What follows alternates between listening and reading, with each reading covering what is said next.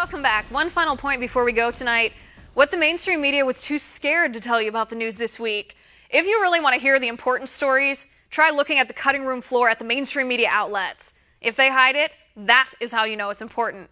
This week, while the mainstream media claimed climate change caused Hurricane Harvey, spoiler alert, climate change didn't cause the hurricane, this is what really happened. Victims of the hurricane who did not vote for Trump and did not like Trump, they told the media after Trump visited that they'd changed their mind about the president. President Trump was calm and kind and reassuring, they said. But did the mainstream media tell you about that?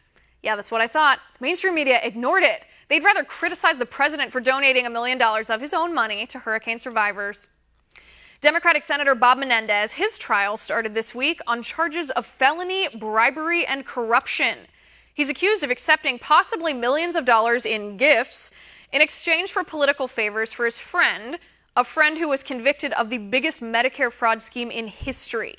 The mainstream media, they barely covered this trial. First time in 36 years a sitting U.S. senator faced felony charges. The mainstream media didn't think that was worth more than a mention. It gets worse. The New York Times published a story about Menendez. They mentioned his name 29 separate times. But guess how many times they remembered to mention that he's a Democrat? 0. They had to issue a correction. Same with NBC News. NBC published an AP story where they called Menendez a Republican. Funny how the mainstream media didn't see fit to jump all over that. Former FBI Director James Comey wrote the exoneration letter about Hillary Clinton months before he had ever even interviewed Hillary or any of the other key witnesses. Then he testified in the Senate the reason he spoke out publicly was because of Bill Clinton meeting Loretta Lynch on that tarmac in Arizona. But he'd already decided Hillary's fate long ahead of knowing the facts. Talk about the swamp. Funny how the mainstream media failed to report that. New data this week shows voters in states with Democratic senators support President Trump's tax plan. The Democratic senators in these states, by the way, they are all facing re-election. This is a huge story. If these senators listen to the people that they represent, then they'll vote with Trump. If not, the Democratic senators are just party lackeys. Yet the mainstream media does not care.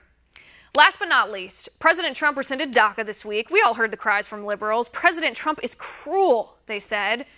Yet nobody on the left dared to point a finger at the man who was actually responsible for the illegal executive order in the first place. The man who promised these dreamers something he wasn't legally allowed to promise them. President Barack Obama. The mainstream media doesn't care to report any of that to you.